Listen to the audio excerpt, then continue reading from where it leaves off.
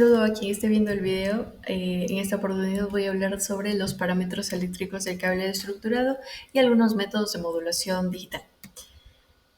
Bien, iniciando vamos a revisar estos parámetros de cableado estructurado para qué se usan para certificar o negarle la certificación a un cableado estructurado, a un cableado. Empezando por el mapeo de cables, lo que se realiza aquí es la verificación de la disposición de los pares dentro de un cable. Entonces, ¿qué vemos aquí? Si es que los cables están bien ordenados, si es que los cables no están como que muy torcidos y hay algún cortocircuito o están pelados y puede pasar cualquier cosa. Este tipo de deficiencias en la red se evalúan mediante el mapeo de cables, que pues se realiza con testas y eh, pues esta verificación es realmente importantísima, ya que si es que no tiene esto en primer lugar, tu cableado pues prácticamente no es funcional. Luego tenemos lo que es la longitud y el NVP. La longitud del cable pues es bastante intuitivo de saber a qué se refiere. Es la distancia que recorre un cable de un extremo a otro, y esto se calcula justamente en función de la velocidad nominal de propagación, que está a su vez, este es como que depende en realidad de cada cable, de la marca, del tipo de material con el que esté hecho, incluso de la cantidad de vueltas que tenga el cable, que también se verifica en el mapeo de cables. Y eh, ahora, esta velocidad nominal de propagación, pues se da en función de la velocidad de la luz, es como un porcentaje de la velocidad de la luz, que es la velocidad con la que la señal viaja por el cable. La distancia se calcula justamente mediante el envío de una señal de un punto a otro. Entonces tienes el tiempo que ha tardado tu señal en llegar, y conociendo la velocidad nominal, pues ya conoces la distancia. Claro, los certificadores tienen una base de datos con todas las velocidades nominales de propagación de los distintos cables de las distintas marcas que existen. Si no, pues sería bastante complicado realizar este cálculo adecuadamente. Entonces esto es realmente importante. Luego tenemos la pérdida por inserción y la pérdida por retorno. Estos en algunos casos se confunden, pero al final la pérdida por inserción está muy relacionada a la atenuación, y lo que representa es una relación entre la potencia de entrada y la potencia de salida. Tú ingresas una potencia, pero al llegar no va a ser la misma. Entonces lo que se busca es que sean lo más similares posible, y pues la potencia de entrada nunca va a ser menor que la potencia de salida, por lo que el resultado de esta ecuación, pues lo que se espera es que sea bajo, y que sea menor de 3 decibelios. Como se sabe, 3 decibelios significa que la potencia ha decaído la mitad, que pues obviamente no es recomendable que baje menos. Eh, Entre 3 y 6 decibelios se considera aceptable, pero pues obviamente no es lo óptimo. Y pues que pase de 6 decibelios ya es una red deficiente. Luego, la pérdida por retorno se refiere a la pérdida de potencia por reflexión de señales. Esto se da debido a cambios o a diferencias de impedancia entre el cable y el dispositivo que está recibiendo la señal. Entonces esa diferencia de impedancia hace que algunas señales se reflejen y se devuelvan prácticamente. Eso pues causa interferencia y hay una gran pérdida de ahí. Ahora, antes pues esto era más visible quizá cuando, por ejemplo, los televisores antiguos, cuando encendías una licuadora o una batidora, la batidora, la licuadora, generaban retornos de señal, impedancias que hacían que regrese un poco de la energía por el cable, y esto afectaba a la señal que estaba recibiendo el televisor, que era algo muy curioso que sucedía en ese entonces. Ahora, Pues los cables y los dispositivos se diseñan para tener impedancias muy similares, que son por los 100 ohmios aproximadamente, que esto es lo que hace es que pues los decibelios pues sean muy altos. En realidad está más de 20 decibelios es una buena calidad. Claro, justamente debido a que aquí se evalúa la potencia incidente y la potencia reflejada, pues el valor se espera que sea alto para tener una buena calidad de la señal. Claro, si es menos de 10 decibeles, la calidad es mala. Aquí tenemos un ejemplo. Claro, aquí pues es la pérdida por inserción.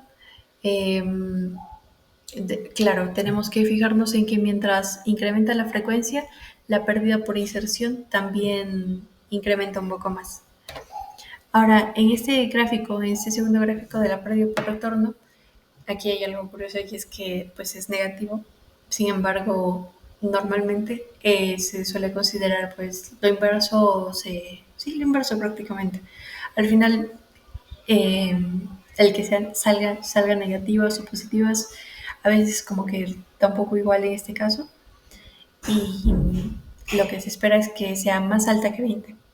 Entonces, en esta simulación se utilizó una impedancia de 100 eh, y una diferencia de impedancia de 100 también. Entonces, aquí podemos ver cómo es que bueno, disminuye, o sea, se acerca más al cero en realidad, mientras mayor diferencia de impedancia hay. La impedancia clave es la 100, la base. Entonces, cuando las impedancias son iguales, pues la gráfica tiende a incrementar la pérdida por retorno, bueno, la medida de decibelios de esta, y eso al final termina siendo positivo. Bueno, continuando. Ah, claro, acá hay otra imagen sobre la diferencia más o menos entre lo que es la pérdida por inserción, que se refiere a la dificultad de un cable para compartir o para hacer llegar la información, y la pérdida por retorno, que habla del hecho de que un cable esté devolviendo la información. Aquí hay un poco un raterito que es como que está robando un poco la información y está regresándola. Y bueno, eso es lo que sucedería más o menos. Luego tenemos Next, que, ok, Next es la diafonía del par cercano. Esto significa que, bueno, para evaluar esto, lo que hacen los certificadores es enviar una señal por un par y ver cuánto de esa señal se está reflejando en el par que está al costado. Entonces tenemos un par atacado y pues atacantes, ¿no? Entonces se envían señales, se ve cuánto de esta señal está interfiriendo en, en la víctima y se evalúa. Luego tenemos PS Next, que es la sumatoria de todos los Next que se han evaluado. Y ahora tenemos el ACRN, que es Attenuation to Crosstalk Ratio, que es el margen antes de que la interferencia impida la comunicación relativa al Next Effects. Claro, algo también importante aquí es que los Next los certificadores suelen medir Next que se busca que sean altos, ya que los calculan en función de la potencia. Entonces, cuando se calcula bajo esa fórmula, que no está acá ahora, pero pues se calcula, se busca que el NEC sea alto. Ahora, el ACRN y el ACRF, pues eh, son los márgenes que hay, que existen, antes de que esta diafonía, esta interferencia sea demasiado alta como para dificultar o impedir la comunicación. Luego tenemos el Alien Crosstalk, que evalúa igualmente la interferencia de un par con otro, pero en distintos cables. Eso sucede, por ejemplo, cuando se suele tener canaletas con varios cables UTPs que están yendo de uno a otro. Entonces se evalúa justamente cuánto desde el cable, aquí tenemos el cable verde blanco de un cable, el par verde-blanco de un cable al par naranja del otro cable, de otro cable. Entonces, este es el Alien Crustal, que es una diafonía alienígena, podríamos decir, porque es de otro cable. Y eso sería todo respecto a los parámetros que hemos revisado de certificación. Y ahora vamos a pasar un poco con lo que es la modulación digital. Primero, sería interesante diferenciar la modulación digital y la modulación analógica, que pues, ¿qué es en lo que se diferencia? El tipo de señal transmitida, que la modulación analógica transmite señales analógicas, la digital señales digitales, o sea, bits. La resistencia al ruido es que la analógica es menos resistente al ruido. El ancho de banda, la analógica consume más ancho de banda. Y en complejidad, la modulación digital es más compleja. Analógicas tenemos AM, FM, PM, que son las clásicas, y en modulación digital tenemos otras un poco más complejas, que son FSK, ASK, PSK, QAM, y vamos a revisar algunas de estas. Aquí tenemos otro ejemplo de, bueno, una estructura de lo que son los tipos de modulación en función de si la portadora es análoga o digital y si la transformación que es la información que se envía es análoga digital. Lo que vamos a evaluar ahora va a ser el PSK, el QAM y el PAM, que son portadora digital, información analógica, portadora analógica, análoga e información digital. Aquí vamos. Bueno, primero el PAM se basa en es Pulse Amplitude Modulation, que se basa en variar la amplitud de la señal en función de los datos digitales, o sea, en función de los pulsos. PSK, se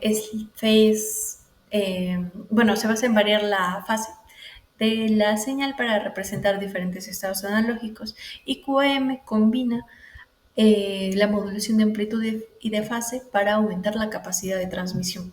Algo interesante aquí es que mientras más bits puedes transmitir, al final más fácil es ceder ante las interferencias.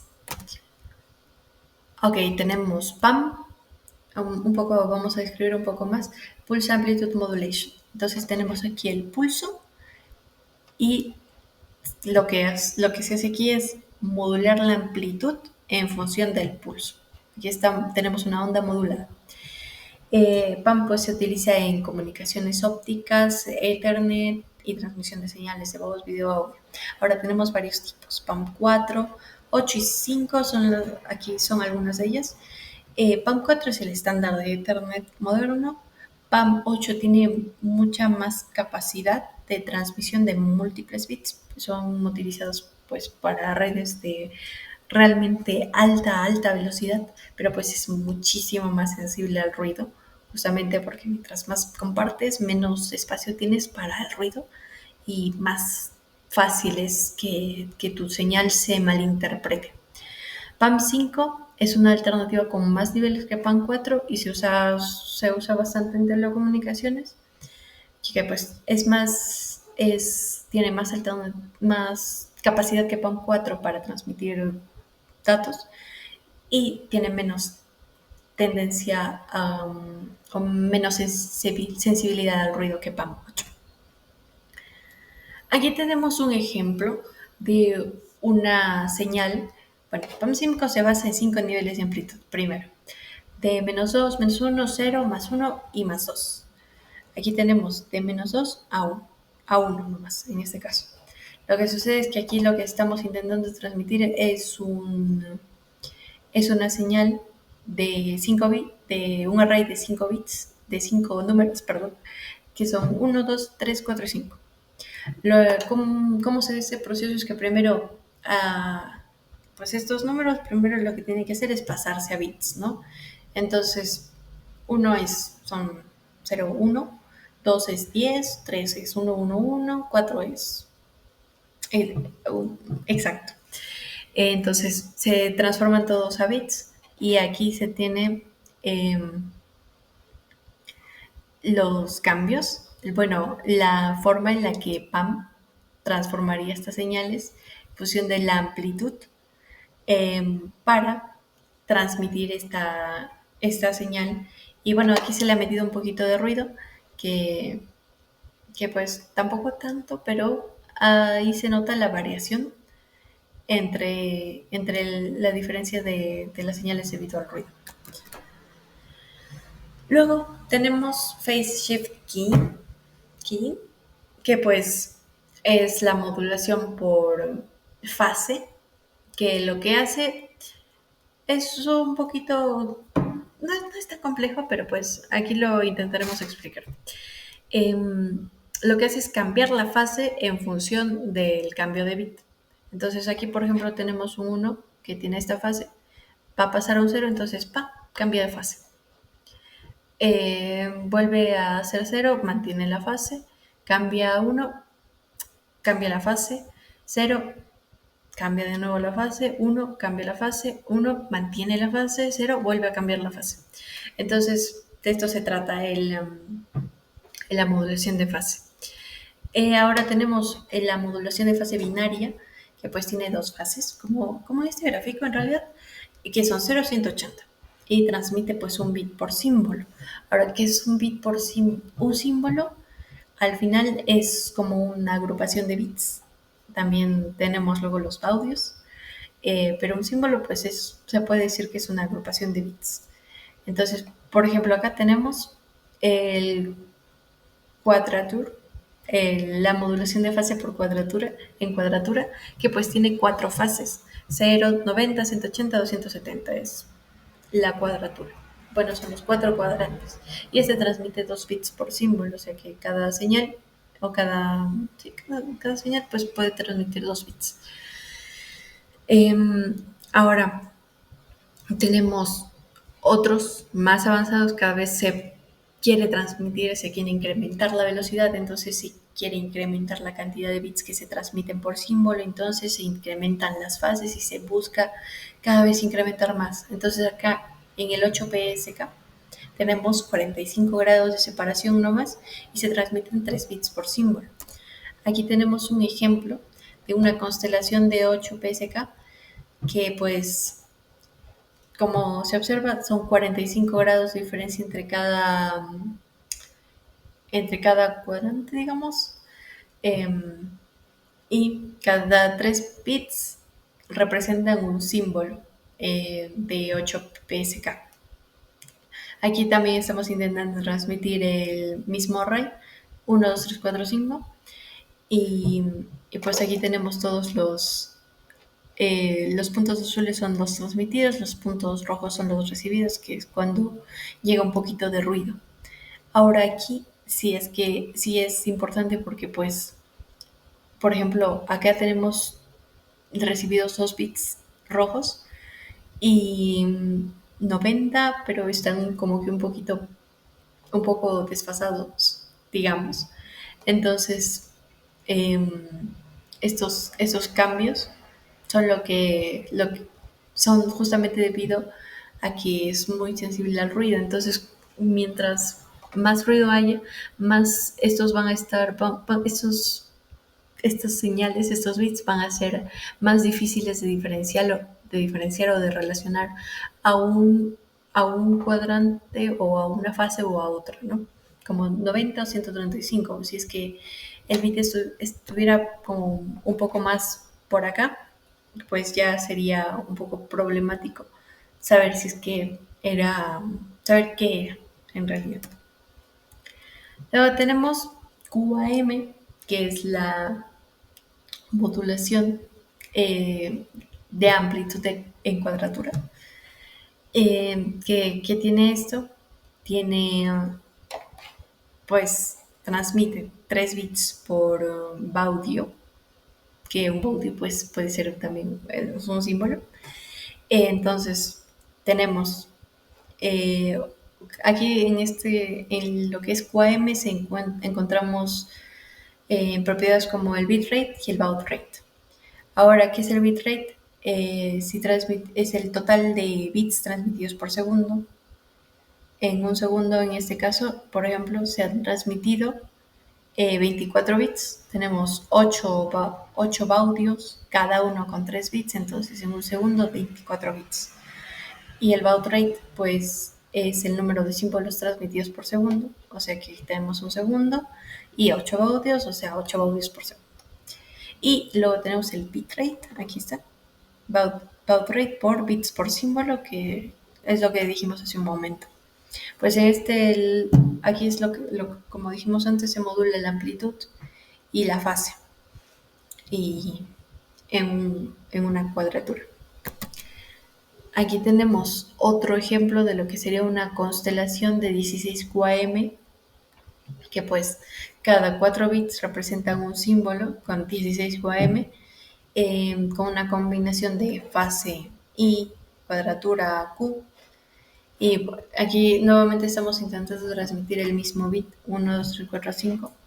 El proceso pues es el mismo, conviertes 1, 2, 3, 4, 5 bits y luego intentas transmitirlo con, con señales y modulando fase y cuadratura.